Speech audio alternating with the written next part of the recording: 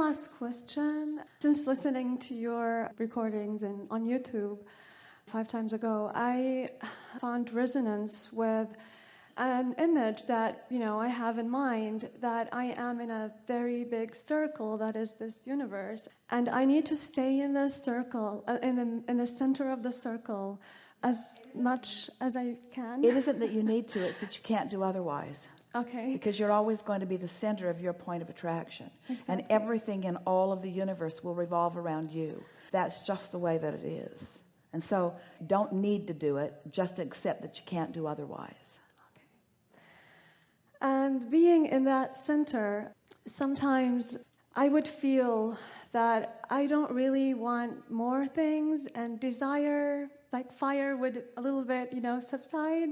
And I would feel, okay, all is well, I'm in the right place, right time, I feel great. So I wouldn't really, sometimes in that, place, feel like I want to do more, or like everything seems okay and fine, and but here's like the thing. I want the ecstasy with alignment. Like, you see what I mean? But that's more. So that's more too. The conversation that we just had took thought beyond that which it has been before. We've never had a more productive discussion about this topic that we were chewing on just now. And so you just experienced expansion and evolution, and that's more.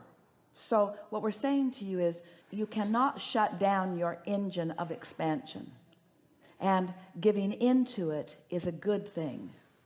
Just accepting that the expansion is inevitable, and also accepting that once you find that receptive mode and you learn to control it, that's what step 4 is, hanging around in it regularly and often because you like the feeling of it.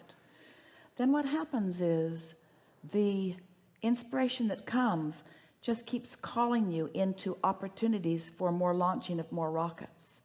So what we're saying to you is, give in to the eternal, important, inevitable expansion. We think the difference that you are wanting to emphasize is sometimes, in fact it's rampant on your planet, people think that asking for more is greedy when what you have should be enough. And what we want to explain to you is that you cannot stand still, and that perhaps what you're trying to soothe here is the conversation between materialism and spiritualism, between manifestation and alignment.